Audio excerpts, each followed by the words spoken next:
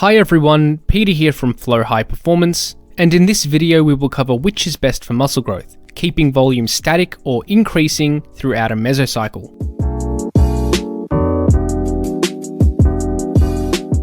First, we need to explore what exactly a mesocycle is and its basic structure for hypertrophy training. Essentially, trainees generally program their training in blocks, usually around 4 to 6 weeks long. Each block of training is referred to as a mesocycle. The mesocycle usually involves two separate phases: overloading training and deload training. Overloading training is training with the intent to maximize muscle growth, while a deload has the intent to simply maintain muscle mass while dissipating accumulated fatigue. Usually we would implement multiple overloading weeks and one deload week.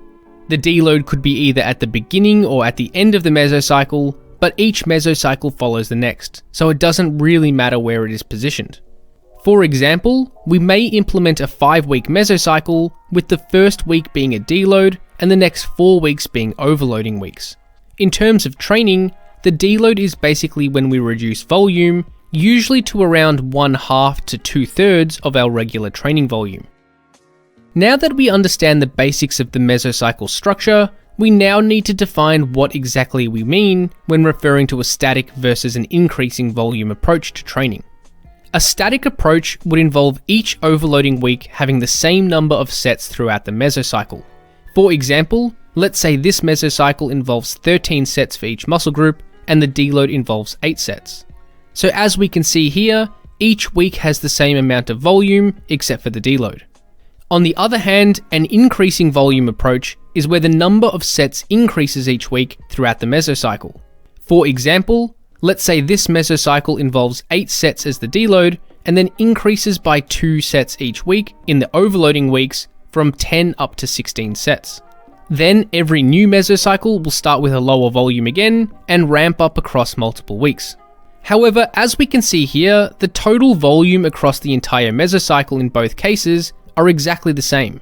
The question is, which is better for muscle growth? To answer this question, we need to look at the influence of volume on hypertrophy. In the context of hypertrophy training, volume is best defined as the total number of sets performed per muscle group per week. So when discussing volume, this is the metric we are referring to. The influence of volume on hypertrophy is an entire topic in itself, so we won't go into too much detail. However, as an overview, it seems that more volume tends to result in more muscle growth, and there doesn't seem to be a cap as to how much volume is too much. For example, this study explored the effects of training each muscle group with 16 versus 24 versus 32 sets per week.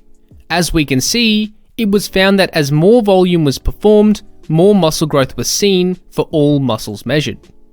This same dose response is also found in basically all studies investigating the effects of volume on hypertrophy. So put simply, the more volume we train with, the faster muscle growth we are likely to experience at any given point in time. We can still grow muscle with lower volumes, although our rate of growth will probably be slower. So if we were to graphically represent this idea, it would look something like this. In this example, we can see that overall, there is consistent muscle growth over time. However, at different points, the line is steeper or flatter depending on our current training volume. When volume is lower, our rate of growth is likely to be slower, as represented by the flatter areas. And when volume is higher, our rate of muscle growth is faster, as represented by the steeper areas. So basically, volume will be a major factor dictating our rate of growth, but hypertrophy can still be achieved even with lower volumes. So now that we understand the fundamentals of how volume influences hypertrophy, let's get back to the original topic: which mesocycle structure is best for muscle growth? While we don't have any direct evidence comparing these two different approaches, we can try to make some logical inferences. The way I see it, I believe both mesocycle structures will result in essentially equivalent hypertrophy gains if total volume across the mesocycle is equated. So in our example from earlier, the total volume across the mesocycle is 60 sets per muscle group in both cases. So when we zoom out from a long-term perspective, if total and average volume across a single mesocycle or even multiple mesocycles in a row is equated, the exact structure is probably less important. In the static volume approach, our rate of muscle growth may be relatively similar each week, while in the increasing volume approach, we will see a slightly slower rate of growth initially, and then a faster rate of growth towards the end of the mesocycle. However, as we know, significant muscle growth takes a long time to develop, so I think it is best to assess it over a multi-month or multi-year timescale rather than a week-to-week time frame. So in reality, neither of these approaches are likely to be inherently better or worse than one another in terms of long-term muscle growth. Both can be used to achieve great results. These two approaches would look something like this in a theoretical graph. The static volume approach would theoretically have a consistent rate of muscle growth each week, so we would represent this as a linear line. However, the increasing volume approach would start with a slower rate of growth and exponentially increase over the mesocycle. As we can see, by the end of the mesocycle, muscle growth would be the same with both methods. And if we zoom out and look at this from a long-term perspective, overall muscle growth would pretty much be the same once again, assuming total volume between both methods is equated. So, although I believe both of these approaches will essentially result in the same muscle growth, there may be practical differences between them that can impact our training. Let's now cover what these are and how they may impact us. The first practical consideration is variability from week to week. This refers to how variable or consistent your training routine is each week. The static approach has a more consistent routine each week, while the increasing volume approach has a changing routine each week. In my experience, it is much more practical to have a similar routine each week to make your training schedule more consistent, which would be achieved with a static approach. It is easier to know that you can dedicate a certain amount of time to our training sessions each week and not have to think about how long the sessions will take or how difficult it will be. A static volume approach allows you to make the training process more subconscious and not have to change your training routine or schedule each week to accommodate an increasing volume.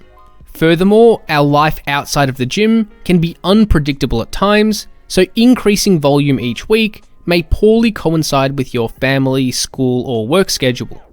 For example, a lifter may have a very busy week of work or with their studies at the same time as their highest volume week of training. This could also work conveniently in the opposite way, where the busy work week could be during a low volume training week. Either way, I would personally think that a consistent structure of mesocycle is more predictable and convenient compared with varying mesocycle structure. So in this case, a static volume approach would be more consistent, whereas an increasing volume approach will be more variable. Having this consistent routine could potentially improve long-term adherence and effort with your training routine. Another practical consideration is simply the enjoyment factor. Most of us love lifting in the gym and we like working hard. Therefore, very easy low-volume training sessions aren't very enjoyable as you feel like you have much more to push. Similarly, very long high-volume sessions aren't as enjoyable either because you end up simply rushing the session and end up thinking about what you're going to do after your training. So really, I think that the sweet spot is probably somewhere in between, where you push hard, get tired, but it is not overkill either, and you are excited for your next training session. It should also be noted that how hard and easy are defined will be different for everyone, so we should always think about this concept in your own relative terms. So in terms of the mesocycle structure, this is probably another win for the static approach. This approach allows you to enjoy the entire training process every week, as each week has a good amount of volume for your individual preference. However, when we increase volume each week, we only really get 1 to 2 weeks of solid, enjoyable training. The rest of the mesocycle is either too easy or takes too long to enjoy the training process. And the last practical consideration is complexity. This refers to how nuanced the intricacies and the details of the training program are. While both mesocycle structures are probably similar in terms of hypertrophy outcomes, an increasing volume approach seems to make the training process slightly more complex than is actually required. If outcomes are identical, then it is usually just best to stick with the most simple approach, which would be the static volume mesocycle in this case. The training process should only be as complex as it needs to be and not more complex. So to summarize this video, Let's establish some practical recommendations. While we don't have any direct evidence exploring the difference between these two mesocycle structures, they are both likely to result in similar hypertrophy outcomes based on what we know about volume. As long as total volume across the mesocycle is equated, there is likely to be no notable differences in long-term muscle growth. So even though both approaches can be effective, we may preference one over the other for practical reasons. In most cases, it seems slightly more practically appropriate to maintain a static approach rather than increasing volume each week. This allows a more consistent weekly structure, greater enjoyment of training, and a less complex training system. Therefore, trainees can choose whatever approach they prefer, but for most lifters, I think it is best to maintain a static volume throughout a mesocycle for practical purposes.